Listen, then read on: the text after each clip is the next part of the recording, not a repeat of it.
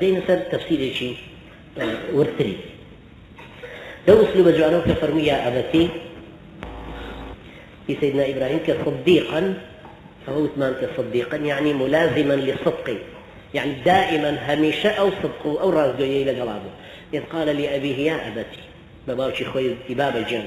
لما تعبد ما لا يسمع ولا يبصر ولا يغني عنك شيئا كي أمشتيك عقله وكي منطقية وكي شتيك راستا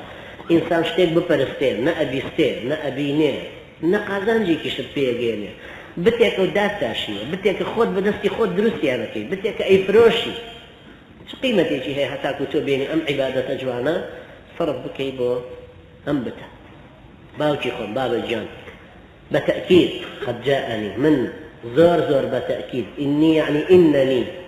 إني توكيدي قد حرف تحقيق لتمك لدوايا وفعل ماضيها وفعل رابردوها إني قد جاءني من العلم من بتبعيضة يعني هندك من هندكم لم علم تيجيشتوا لقالوا يا تو أنا هداية الدم تو تقليدي باوكو بابيراني خوت تكردوتو كهيج دادي ندايتو هر أم بتانا الدانا واي فلسطين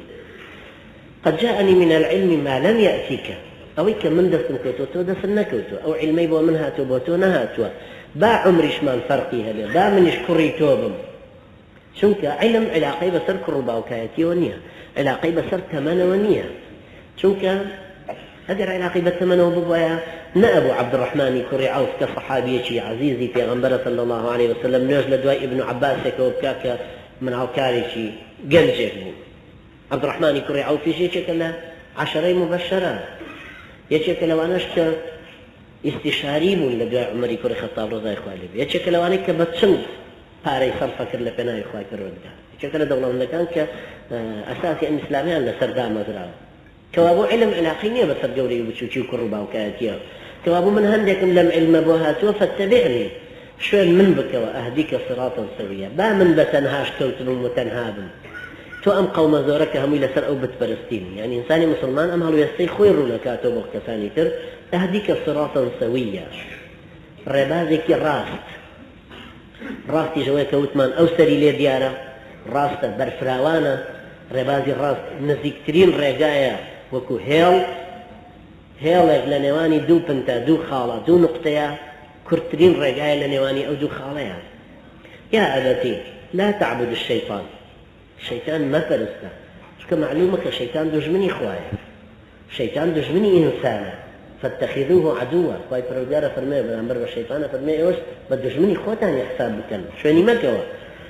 يا أبتي لا تعبد الشيطان إن الشيطان كان للرحمن عصيا براسي شيطان دجمني خواي فرودارة كان للرحمن عصيا يعني يا خيب ولا أمري خواي فرودار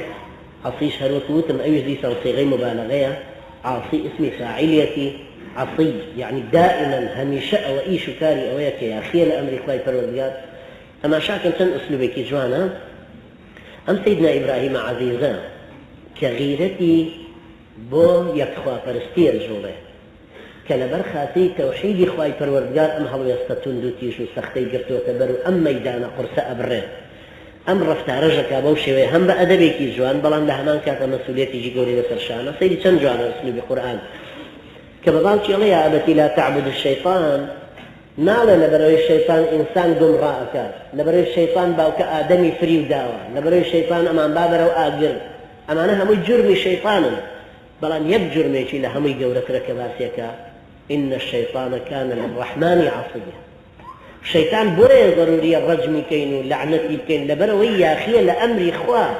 كوابو خوي أو كسيك لأمري خواه يا أخي مستحقي وإنسان هلو يصيب كاربين نكبر لبروي برامبر بمن بكاري ناوشتي